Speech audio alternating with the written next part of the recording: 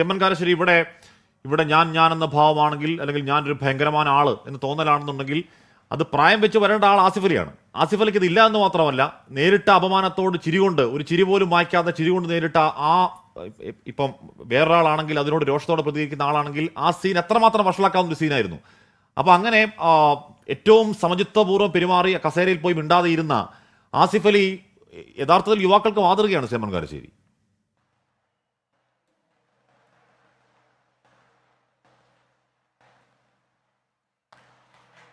ഹാഷ്മി, ആസിഫലിയുടെ പെരുമാറ്റം മാതൃകാപരമാണ്.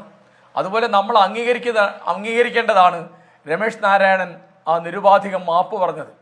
തനിക്ക് തെറ്റുപറ്റിയെന്നും അതങ്ങനെ തൻ്റെ സഹപ്രവർത്തകനായ ഒരു നടനെ അവമാനിക്കാൻ ഉദ്ദേശിച്ചിരുന്നില്ല എന്നും അപ്പോഴത്തെ ആ സാഹചര്യത്തിന് സമ്മർദ്ദം കൊണ്ട് അങ്ങനെ പെരുമാറിപ്പോയതാണെന്നും അദ്ദേഹം പറഞ്ഞു.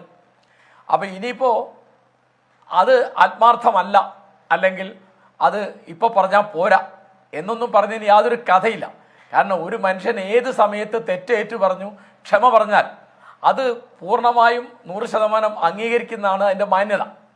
അപ്പോൾ ഇനിയിപ്പോൾ നവമാധ്യമങ്ങളിൽ വാട്സപ്പിലും യൂട്യൂബിലും ഫേസ്ബുക്കിലൊക്കെ എന്തൊക്കെയായിട്ട് ഇത് കോലം മറിയും എന്ന് അറിഞ്ഞുകൂടാ. തീർച്ചയായിട്ടും ഒരു പ്രവണതയാണ്. നിഷ്കളങ്കമായ ഒരു അവഹേളനം, അതിനോട് പറയുന്ന മാപ്പിന് നിഷ്കളങ്കം എടുക്കുക തുടങ്ങിയ പതിവ് നമുക്കില്ല, പണ്ടേയില്ല ചെമ്മൻകാരശ്ശേരി.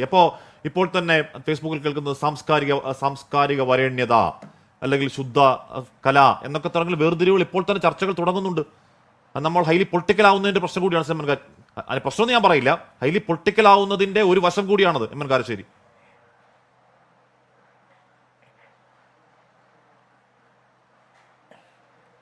എല്ലാ ഹാഷ്മി, ഇത് പൊളിറ്റിക്കൽ ആവുന്നതിന് രാഷ്ട്രീയമായിട്ടൊരു കാര്യം കാണുന്നതിനൊന്നും ഒരു തെറ്റുമില്ല.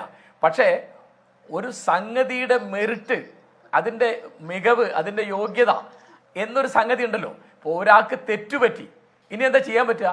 അത് മറ്റേ മാക്ബത്ത് പറഞ്ഞ മാതിരി what is done cannot be undone. നിങ്ങൾ ചെയ്തത് ചെയ്യാതാക്കാൻ വയ്യ, ഇനി എന്തേ ചെയ്യാൻ പറ്റുള്ളൂ? അല്ല കാരശ്ശേരി മാഷേ, ആ മാപ്പ് ആത്മാർത്ഥമാണോ എന്ന് സംശയം ഉണ്ടാകാനുള്ള കാരണം അദ്ദേഹം മാപ്പ് പറയേണ്ടത് ഇപ്പോഴല്ല. ആ ദൃശ്യങ്ങൾ വിവാദമാകുമ്പോൾ, വലിയ വിമർശനം നേരിടുമ്പോഴല്ല. അദ്ദേഹത്തിന് അറിയാം അദ്ദേഹം അവിടെ ചെയ്ത് എന്താണെന്ന് അദ്ദേഹത്തിന് അറിയാം, അല്ലെങ്കിൽ അത് കഴിഞ്ഞെങ്കിൽ അറിയാം.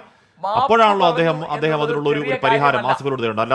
അല്ലാതെ ഇത് വാർത്തയാകുമ്പോൾ വിവാദമാകുമ്പോൾ ചെയ്യാൻ ആർക്കും പറ്റുന്നതാണ്.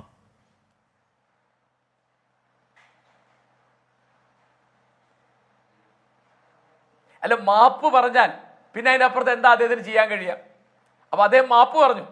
അപ്പൊ പ്രായം കൊണ്ട് ആസിഫ് അലി താഴെയാണെന്നോ അദ്ദേഹം തന്നെക്കാൾ ജൂനിയർ ആണെന്നോ ഒന്നും വിചാരിച്ചിട്ടില്ല, അല്ലെങ്കിൽ അദ്ദേഹം അങ്ങനെ ഭാവിക്കുന്നില്ല. പിന്നെ അദ്ദേഹത്തിന്റെ ഉള്ളിൽ എന്താ ഉള്ളതെന്ന് പറയുന്ന നമുക്ക് ചിലപ്പോൾ അദ്ദേഹത്തിന് തിരിച്ചറിയുന്നുണ്ടാവില്ല.